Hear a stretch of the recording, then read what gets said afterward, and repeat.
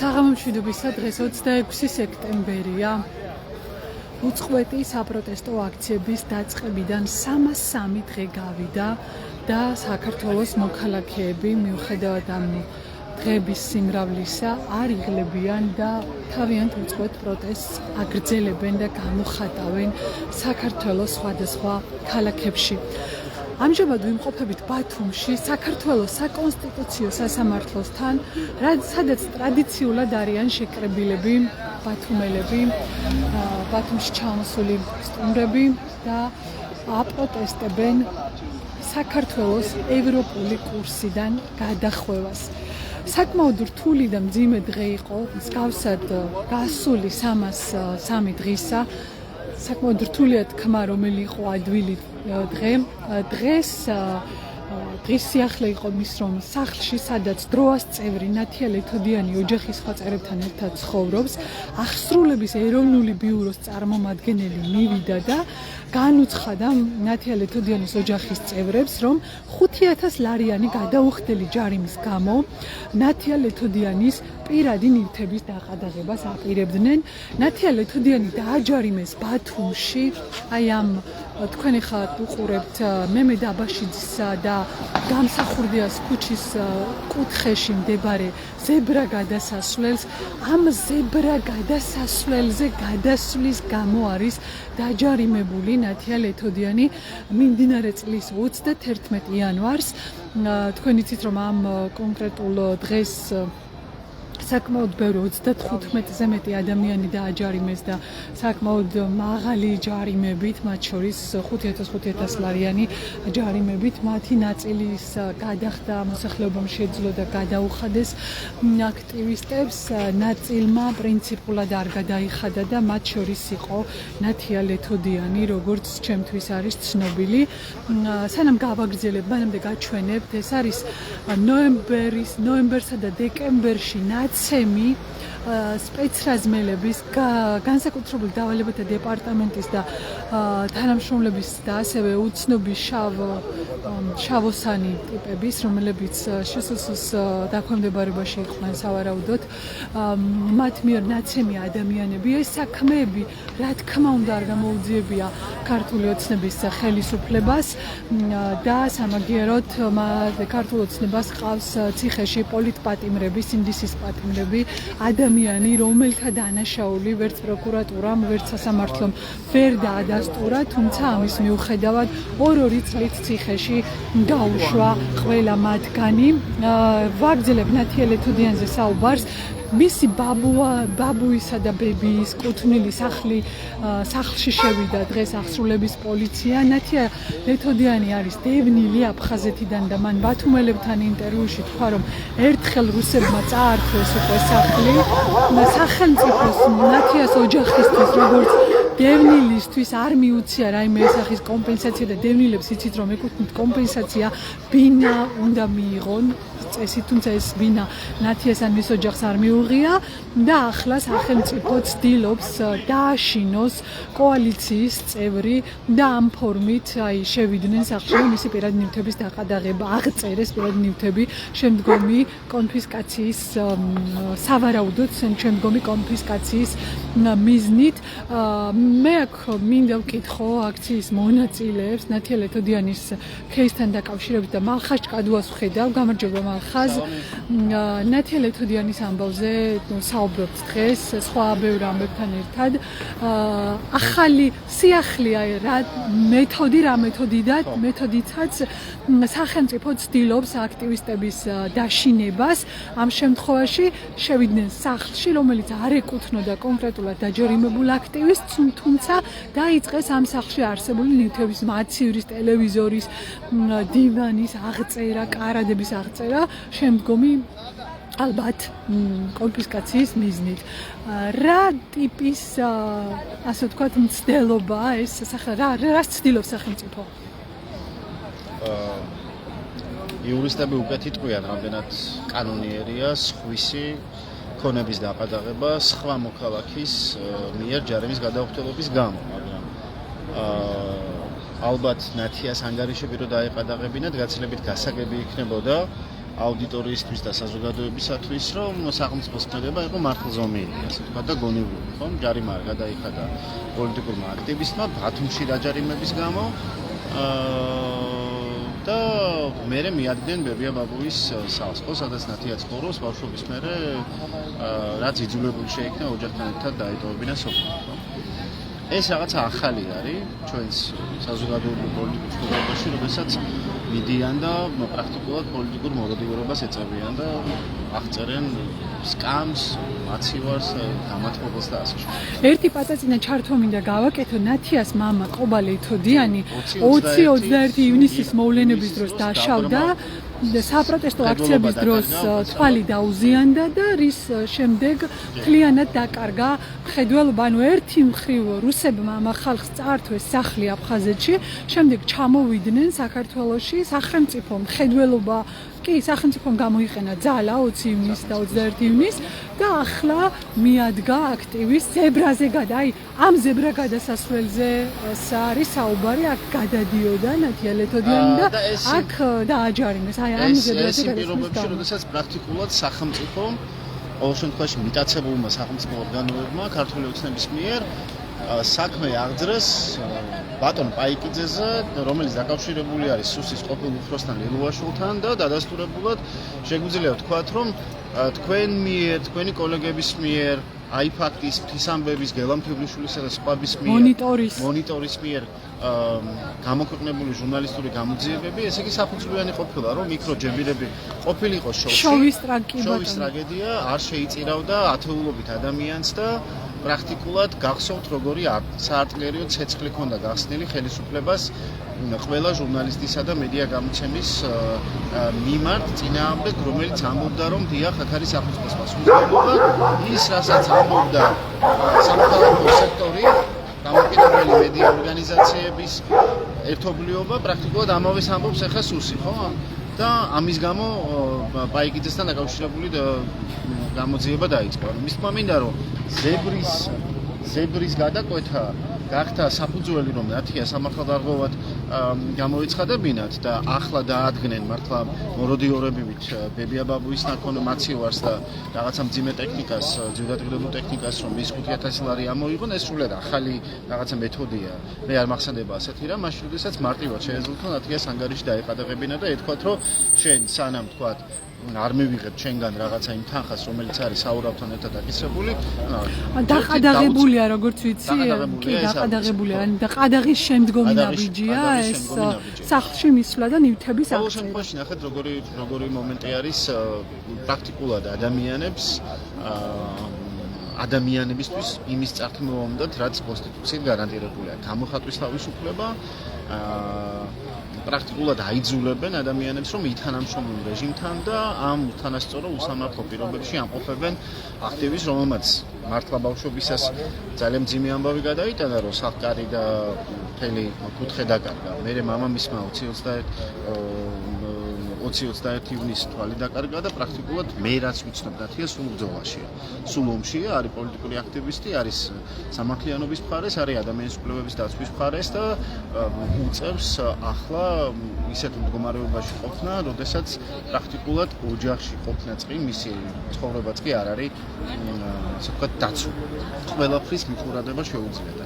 მართლა და მართლა იმ პირობებში, როდესაც ოფიციალურად დაწესებული სისტემა, რომელმაც გამოზარდა ასეულობით კორუფციონერი და ამ სისტემამ შეიწირა შოვის ტრაგედიის დროს ადამიანები ბათუმში ოცნების დასახლებაში 2 მცირეწლოვანი ადამიანის სიცოცხლე, თბილისში, სადაც მარიტა ემსხვერპლა გაუმართავს სამუშაოს და კორუფციის გამო შეჭმულ ხარისხს, იქ სადაც რიყის დოქებთან 14 წლის ბიჭი ჩავარდა ჭაში და დაიღუპა. ხო, ასეთ უამრავ პრაქტიკულად ჩვენი ქვეყანა იქცა გამოცხადებული სიკვდილის ქრონიკად.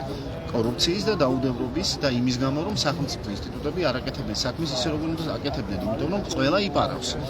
ასეთ დროს რაღაც 5000 ლარიან ჯარიმაზე გამოკიდება და ასეთი ზომების მიღება ნიშნავს იმას, რომ ყველაფერს გააკეთებენ, ყველაფერს. სიტყვით, ყველაფერს გულისხმობ იმას, რომ კანონმდებლობა, ეს მათი დრაკონული კანონმდებლობა რის საშუალებასაც აძლევთ და თუ ეს არ იქნება საკმარისი, კიდევ უფრო მეტად დაამძიმებენ კანონმდებლობას. ამაშია საქმე. ძალიან დიდი მადლობა, ეს იყო მალხაზ ჭკადოა. ამიტომ ჩემი სოლიდარობა ნათიას და ყველა სამოქალაქო და პოლიტიკური აქტივისტს, რომელიც იმყოფება ამ უთანასწორობებში. მადლობა, ეს იყო მალხაზ ჭკადოა. გოჩა მჟავანაძეს ხედავ, გოჩა გამარჯობათ. მალხაზთან საუბრობდით ახლა იმაზე, თუ რა დღეში ჩააგდო კორუფციამ ქვეყანა და როგორც დასდევს სახელმწიფო სამსახურები და სახელმწიფო სისტემა აქტივისტებს ზებრაზე ჯარიმის გამო ამ დროს სახელმწიფო ბიუჯეტის მიტაცება ხდება და ოცნების ჩინოვნიკები, როგორც აღმოჩნდა, ქართული ოცნების მიერ თანამდებობაზე დანიშნული ადამიანები ფულს იპარავდნენ. ამას ამბობს ქართული ოცნების ძალოვანი სტრუქტურა ამ წუთას. ანუ დაგნიშნულოვანია ვინ ამბობს ახლა ამას. ანუ მანამდე ჟურნალისტები იძიებდნენ და ხელისუფლება ამბობდა, რომ არაფერ შუაში არ არის და ყველაფერი ტყუილია, თუმცა ახლა უკვე ქართული ოცნების ხელისუფლება ძალოვანი სტრუქტურა ამბობს, ქართული ოცნების პროკურატურა, ქართული ოცნების სუსი, რომ ქართული ოცნების მაღალჩინოსნები ფულს იპარავდნენ, ბიუჯეტიდნენ.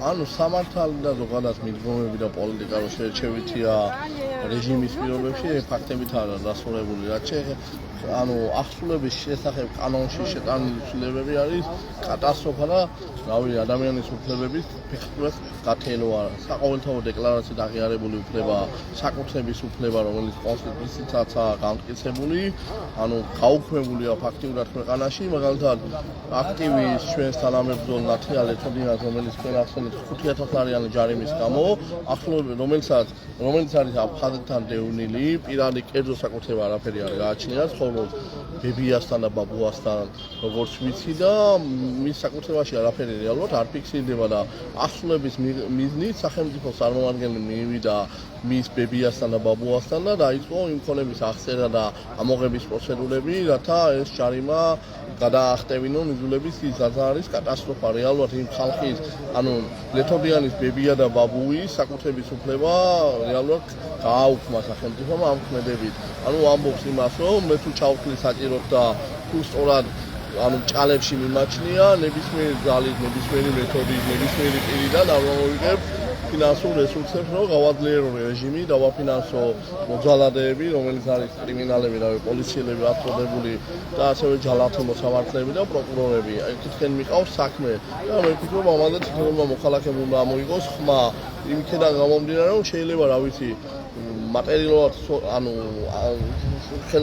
მატერიალურად გულსიხილეში მყოფი მოქალაქე და რავი მეზობელი მეგობარი ნათესავი თითოეულ ჩვენ გავსყავს ჩვენ სარგველს მოკლედ რომ ვთქვათ და შეიძლება რამოდენიმე დღე შეიფარო სახში ანუ იცხოვრო შენთან და მისი დავალიანების გამო მე ადგეს ეს რეჟიმი და მოვიდეს და დაიწყო შენი ქონების წართმევა აღრიცხვა და გატანა და იძულების გაყიდვა და გითხრას რომ ანუ ამ შენი იმ ადამიანის ვალდებულების გადახდის მიზნით უნდა გამოვიყენო რომელსაც შენთან აცხოვრებდი დროებით რომელსაც რეალურად საკუთარი სახე არ გააჩნია და ეგეთი ამბები მე ვფიქრობ უფრო გახშირდება და ის ხალხი ვინც ეხლა ცოტა მოდუნებულია და ფიქრობს რომ მას არაფერი არ შეეხება მე ვფიქრობ აუცილებლად შეეხებიან გამომდინარე იქიდან რომ ეკონომიკური მდგომარეობა ძალიან მძიმეა ბევრი ძალიან ცივი ცხოვრობს და ეგეთი ადამიანები ვისაც რეალურად საკუთარი საცხოვრებელი არ გააჩნია ჩვენს ფიგურით ბევრია და შეიძლება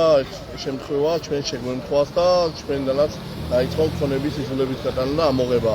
რაც შეეხება კორუფციასთან ბრძოლის გაცხადებულ პოლიტიკას ახლა რა ვიცი სასაცილოა პირდაპირ ვთქვა იმიტომ რომ კვლევარები ჟურნალისტები გამომძიებელი ჟურნალისტები რასაც ამბობდნენ ამხელდნენ კორუფციას ფაქტებით ადასტურებდნენ და იძახოდნენ რომ საბიუჯეტო სახსრების გაფლანგვა ხდება, მოპარვა ხდება, ამას ცინიკურად უყურებდნენ და არ აღიარებდნენ და დასინოდნენ ამ ხალხს და ეხლა იძინასკარზე დაწინაურდა ყობახიძე მდინარაძის გუნდი და მათ წინამორბედებს ეგრეთ წოდებულ თანამებრძოლებს ყოფილს ეუბნებიან რომ კორუფციის ფაქტია, კორუფცია იყო, რომელიც თურმე შეუმჩნეველი იყო მანამდე და რეაგირებას არ ახდენდა, ეხლა ახდენენ რეაგირებას და მე მინდა ვკითხო, რავი, ოცნების ხარდამჭერებს, ამომრჩევლებს, თბილისის მერს, მერობის კანდიდატს, ანტიკორუფციულ სამსახურს საწავიდა გზდანში რეაბილიტაციის დროს დაკარგული 500 ტონა რკინის მილები, რომლის გატანასაც რეალურად დაახლოებით 40 სატვირთო მანქანა და მთელი მობილიზებული არმია უნდა ადამიანების და საწავიდა რატო არა იძიებენ, რავი, საწავიდა ბათუმის მიწისშუა კომუნიკაციების რეაბილიტაციისათვის გამოყოფილი თანხები. რა ხდება?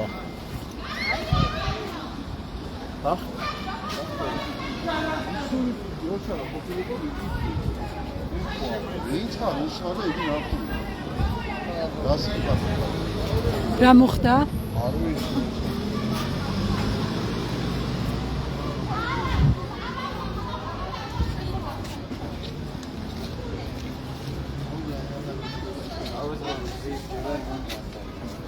ნოკო გამარჯობა, რომ მოგვიყვეთ რა მოხდა, შეგიძლიათ? ახლა რუსები იყვნენ, რომლებიც მხოლოდ რუსულ დროშას ეძებენ ყველგან და საქართველოს ყოველთვის რუსეთის გუბერნია.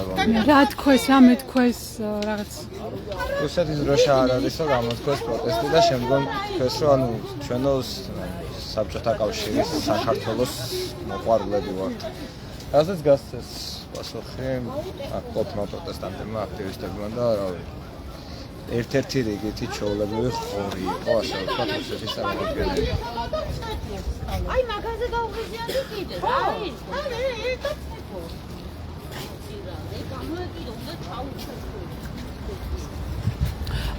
პაწაწინა ინციდენტი მოხდა, მცირე ინციდენტი მოხდა უკაცრავად აქციაზე, როგორც ინტერვიუს წერდით, რა დროსაც დავინახე, როგორც ჩაიარა ერთ-ერთმა პირმა, როგორც აღმოჩნდა, ასე ვთქვამს, რომ აი ამ დროშებთან ერთად უნდოდა აქ რუსეთის დროშა ყოფილიყო თუ რაღაც ამდაგვარი, რასაც გამოეპასუხნენ აქციის მონაწილეები და შემდგომ აი ეგ არის იმის პოლიტიკის შედეგი, რომ პრაქტიკულად მიდის ქვეყნის ხელახალი კოლონიზაცია, მარტივად რო ვთქვათ, 2022 წლის თებერვლის მერე, ანუ უკრაინაში რუსეთის აგრესიული შეჭრის შემდგომ, ამ სისხლიანი უშენებ პრაქტიკულად გახსნილია იმაზე სამჯერ მეტი რუსული კომპანია, რაც მანამდე იყო ამ ქვეყანაში.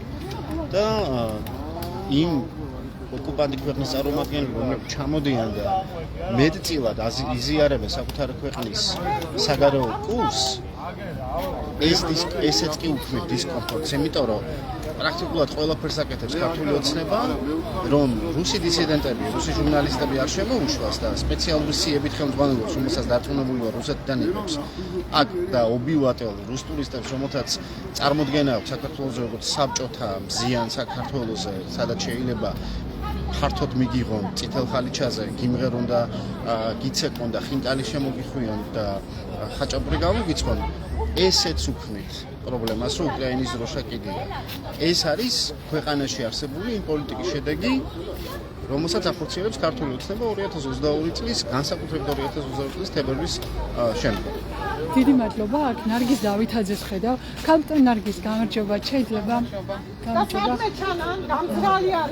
შეიძლება გითხოთ რაღაც მცირე ინციდენტი იყო და რა მოხდა თქვენ თუ რუსმა ჩაიარა და აქო რუსული დროშა დაგიდეთო. და ქალმა დაიწყო ცეკვა და მოძრაობები აგდებულად რა, შეურაცხყოფასაც გვაყენებენ. ჯერ ერთი რამოდენიმე ხალი ისე ჩაიარა მოხუცებმა და შეურაცხყოფები კაი გაუტარეთ, მაგრამ აი რუსი რომ მოვა და აქო რუსული დროშა დაკიდეთო და თან გონორებით არის სამარცხვინო და რო კიდე ცეკვავენ. და აქეთ გვემუქრება კიდე აი სამარცხვინო რა. მართლა სამარცხვინო. ჯერ ჩამოდის აქციის ხალხის წინაშე და დროშა დაკიდე და ცეკვობს. უნამუშოებით სავსე. აი სეირნო და კიდე რო და ეგ არის ჩვენი სახელმწიფოს ბრალი. აი ეს რო ჩვენ რო გავაკეთოთ ეს რაღაცა ეგრევე დაგიჭერენ ეგრევე ჯარიმები და აქ პოლიციაც არ გაქანებულა რომ მისულიყო და ეთქვა რატო აყენებ შეურაცხყოფას ამ ხალხს. ხო შეიძლებოდა მისულიყო და ეთქვა რატო კადრულობ. არა თურმე დაგვავალეს რუსული დროშა დავკიდოთ. ამოწყდნენ ეგენი ერთ დღეს რუსებიან საქართველოს ხელისუფლების, ამ შემთხვევაში ქართული ოცნების ხელისუფლების რუსული კურსის შესახებ რა შეგიძლიათ? აი ეს არის რაც შეგვიძლია. ყველგან ბიზნესი აქვს. აი სადაც არ უნდა გახვიდე ქუჩებზე რუსული რესტორნებია, რუსები არიან სავსე, ბულვარში გაივლი და ქართველს ვერ ნახავ რესტორანში, ჩვენი ბიჭები ციხეში არიან გამოდადი და ეგენი ცეკვავენ და გულაობენ შეგწყვება. აი იმ მომენტში სწრაფად გინდა გაიარო დღეს საზე საჩათირიშვილმა თქვა, არ ვიცი თუ ნახეთ, რომ ყველა ვისაც არ მოწონს ქართული ოცნება უნდა წავიდესო. განსაკუთრებით ახალგაზრდებზე გააკეთა აქცენტი. მე ასე ვთქვათ, ვეცდები რომ ზუსტად წაგიკითხოთ ციტატა და დღევანდელ აი თქვენს იმას დაემთხვა რაღაცნაირად. ახლა მოძებნი გეტყვით დაახლოებით ესეთი რაღაც თქვა ზაზა შათირიშვილმა, ქართული ოცნების პროპაგანდისტია, ახალგაზრდების ნაწილი, რომელიც არის ზედმეტი, უნდა წავიდეს ემიგრაციაში. კი, ეს თქვა ნამდვილად. მე წავიდეს. ხო ის პროტესტში ჩართულ ადამიანებს განიხილავს ზედმეტად ასე გამოდის და მოუწოდებს რომ წავიდნენ ქვეყნიდან. მაინდათ ქართულ ოცნებას რომ გააქციონ ახალგაზრდები. ვერ გააქცია ყველას. ბევრიც გამოფხიზლდა, ბევრი გამოფხიზლდება კიდე ჩვენ ქვეყანას გადავარჩენ ადრე თუ გვიან. აი ვინ დაუთმობს რუსეთ ამ ქვეყანას? არა მგონია წეული მციყოს ისეთი, ვინც მართლა ამ ქვეყანას რუსეთისკენ აი როგორ აუღეს კურსი სამარცხვინო, აი გეფიცები როგორ მწვენია. ახალგაზრდების უფრო მწვენია თორემ რუსების აი ასაკიანები თქვა იმ დროს დაიბადნენ, გაიზარდნენ კომუნისტებმა. ახალგაზრდებსაც რა ჭირდება? აი გლოვო და ვოლტმა რო გააკეთა ახალგაზრდებმა და წერენ რომ ინდოელები არიან, არაბები არიან, არა ქართველები არიან, იმიტომ რომ ჩემმა ახლობელმა ყველა მოიცნო იქ ვინ იყო. თვითონ ჩემი ახლობელი გლოვერია და განიცდიან იგი არისო. ახლა მე უნდა შევკრიბო და მე უნდა გავაპროტესტო თან ქართული ოცნების დროშები და ერთსაც კი არ ქონდა დაკიდული საქართველოს დროშა სამარცხვინო. ქართული დროშა მაინც დაკიდე რა, რომ იმდენი ქართული ოცნების დროშა და 3-4 ქართული ჩვენი დროშა არ დაკიდეს. აი ესეთ უყვართ სირცხვილი თქვენ ახალგაზრდებო, რაც იკადრეთ 50 ლარის გამო.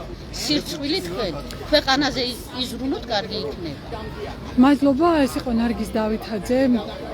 ქალბატონი ნარგიზი ჩვენ გავიცანით ზვიად ცეცხლაძის დედა. როგორ არის ზვიადი ბოლოს კითხავთ? ზვიადი კარგად არის, სწავლისთვის ემზადება. ციხიდან აქვს საშუალება? სტატუსი აღუდგინეთ და ახლა ელოდება მასალები შეუგზავნიან და განაახლებს სწავლას. როგორ უნდა ისწავლოს? აი არჩილ მუსელიანსთან დაკავშირებითაც გაჩნდა კითხვა, რომ როგორი უნდა ისწავლოს და როგორი ფორმატია ხო არ იცით? გარკვევის პროცესში ვართ. აი ზვიად სწავლა ძალიან მნიშვნელოვანია ზვიადისთვის სწავლა და ამიტომ ყველანაირად ვბრძოლობთ, რომ რაც შეიძლება მალე ჩაერთოს ამ პროგრამაში ზვიადი. ძალიან დიდი მადლობა ნარგიზ დავითაძეს ვესაუბრებოდით. მარიამ გამარჯობა. მინდა გკითხოთ, დღეს საზეს შათირიშვილმა თქვა, რომ ის ახალგაზრდები ვინც არიან ზედმეტნი უნდა წავიდნენო და თქვენ რა რეაქცია გაქვთ როგორც ამ ქვეყნის ერთ-ერთ მოქალაქე? პირდაპირ მოკლედ წარმოთქვა ის, რასაც ქართული ოცნების მთელი პოლიტიკა წარმოადგენს, ხო?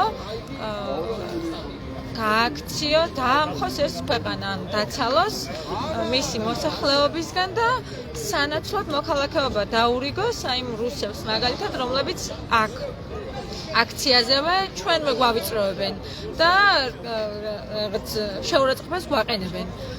იმისთვის რომ მე უკეთესად მართოს, ანუ არაინტერესებთ ამ უდიდეს ნაწილს ჩემ ვისთანაც კი გადავყრივარ აი ბათუმში ცხოვრების განმავლობაში და აქ ცხოვრობ, აქ ჩამოსული ადამიანების უდიდეს ნაწილს, ვინც რუსეთიდან მოდიან, საერთოდ არ აქვთ განცდა და აღქმა რა პოლიტიკური თუ გეოპოლიტიკური კონტექსტია, რა მიმართება არსებობს, არც საკუთარ ქვეყანაში იყვნენ რეჟიმის წინააღმდეგ და შესაბამისად არც საქართველოს ტკივილები, გამოცდილებები და გასაჭირის შესახებ არ არიან სენსიტიურები და მგრძნობიარეები. საქართველოს ოცნების ანტიქართული პოლიტიკაც ეგ არის, ყველა ჩაყაროს ისეთ დღეში, რომ აქ ცხოვრება იყოს გაუსაზრისი და წავიდეთ ემიგრაციაში, მერე განაგრძობენ, ახლაც არაფერი აფერხებთ ქვეყანას, ზუსტად ისე ექცევიან, როგორც მათ სურთ, ხალხი, ლეგიტიმაცია, უფლებები უკვე აღარაფერს ნიშნავს, მაგრამ ის წინააღმდეგობა, რასაც ვწევთ, ესეც დიდი დაბრკოლება მათთვის და ახლა გზის მოსუფთავება უნდათ, იმით რომ ქართველები გააქციონ ქვეყნიდან. ძალიან დიდი მადლობა, ეს იყო მარიამ ქაჯაია. ვართ ბათუმში.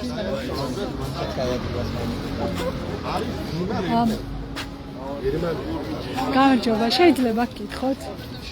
ცოტა ახალვებული ვარ ინციდენტის შემდეგ, რომელიც მოხდა.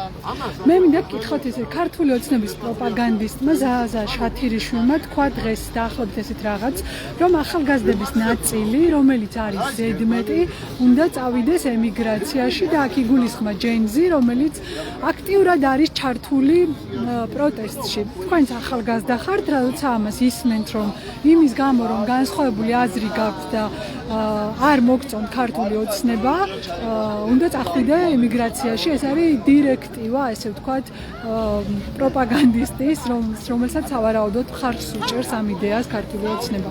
სავარაუდოდ, ყოველ შემთხვევაში ქართული ოცნების პროპაგანდისტი ასე ამბობს, რომ ახალგაზრდები უნდა წავიდნენ. სამწუხაროდ ამას ვერ მიიღებენ ის, რაც ნამდვილად სურთ მათ. ჩვენ ვიბრძოლებთ ბოლომდე იმისათვის, რომ ჩვენი ქვეყანა გავხადოთ უკეთესი, დემოკრატიული და თავისუფალი, რისთვისაც ყოველთვის ვბრძოლობთ. ეს 300 დღეა, 302 დღე. ახალვებული ვარ ბოდიში. მადლობა. ვართ ბათუმში, 303 დღეა უწყვეტი საპროტესტო აქციები მიმდინარეობს ბათუმში. პროტესტი არ წყდება, გრძელდება. ხვალ იქნება 304 დღე და ტრადიციულად ისევ შეიკრიბებიან მოქალაქეები აქ თავიანთი პროტესტის გამოსახატად.